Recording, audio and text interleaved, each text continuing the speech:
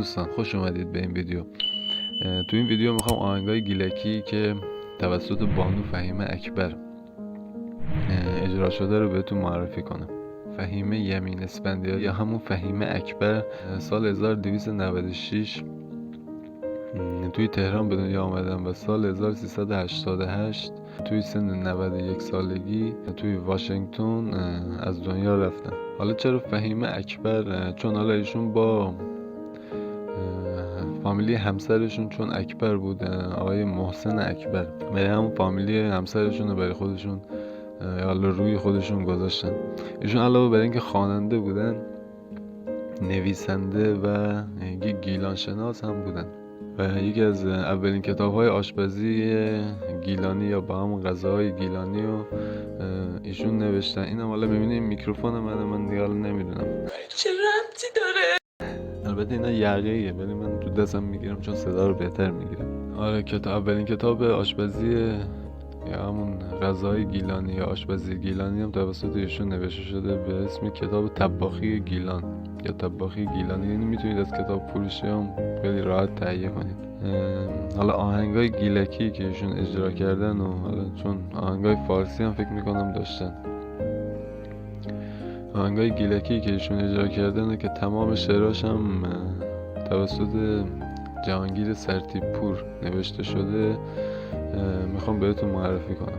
هر آهنگی که معرفی میکنم بعدش تیکه کوتاه از اون آهنگو پلی میکنم که هم بشنوید و هم این که اگه خواستید دانلود کنید به راحتی میتونید از کانال تلگراممون با آدرس زیر به راحتی دانلود کنید. آهنگ اول آهنگ نوشو یا همون نروه که شعرشو جهانگیر سرتیپور گفته و یکی از بهترین آهنگاشه به نظر. قبلا که من تو پیج گذاشته بودم واقعا بازخورد خوبی داشت و یه تعداد بازخونی هم ازش انجام شده که اونم خیلی جالبه.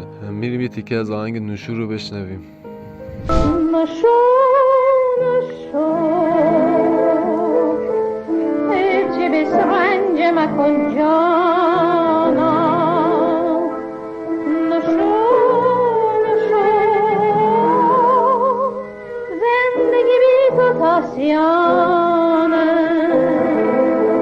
آهنگ بعدی آهنگ ولگیرمه یا همون به معنای آتش میگیرم.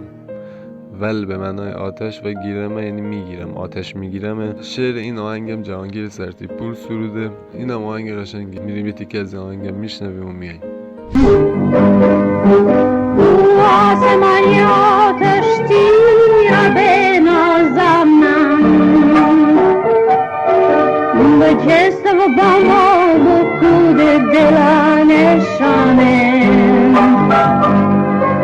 آهنگ بعدی آهنگ والس نوروزی. والس نوروزی توسط احمد عاشورپور هم اجرا شده. اکثر این آهنگ‌ها هم توسط احمد عاشورپور انجام شده هم توسط خودش.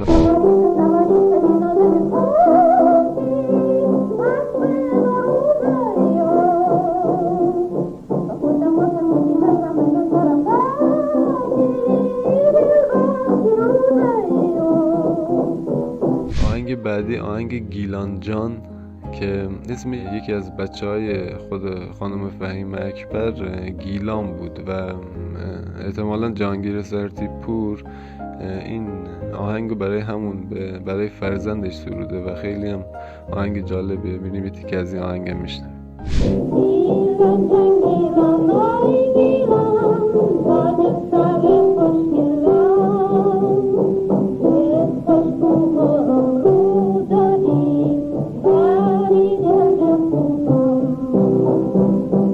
بعدی آهنگ که معروف ترین آهنگاست بین آهنگ شبو بیابان بوه که دو ورژن داره، هم ورژن فارسی داره و هم ورژن گیلکی داره. ورژن گیلکیش توسط بانو فهیمه اکبر اجرا شده و ورژن فارسیش هم توسط خواننده‌های بزرگی مثل پوران اجرا شده و خیلی آهنگ قشنگه. این آهنگ هم میریم با هم بشنویم. شبو بیابان بو زمستان بو بوران بو در رنده کاروان بو من بو منی دل بر جانان بو آفتابی می دوشه رو جان بو. دیگه از آهنگ آفتاب خیزان که اینم دو تا حالا ورژن داره، فارسیش هست، گیلکیش هم هست که هم توسط استاد احمد آشورپور هم این آهنگ اجرا شده. این آهنگ میریم با هم بشنویم بیایم.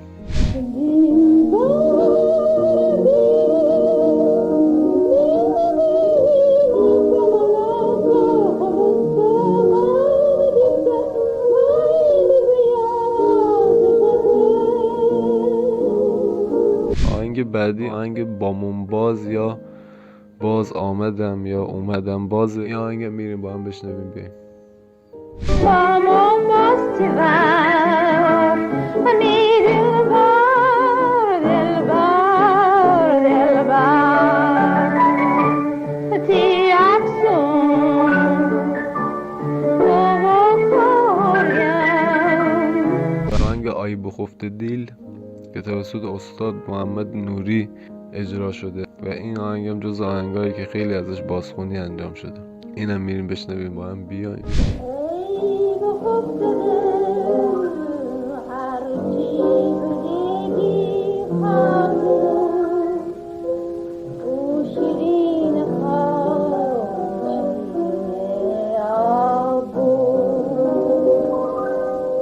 خب دوستان خیلی ممنون که تا اینجای ویدیو همراهی کردید و با لایک و کامنت و سابسکرایب حتما این کانال رو حمایت کنید تا بتونم ویدیوهای بیشتری بسازم. خداحافظ، شاد باشید.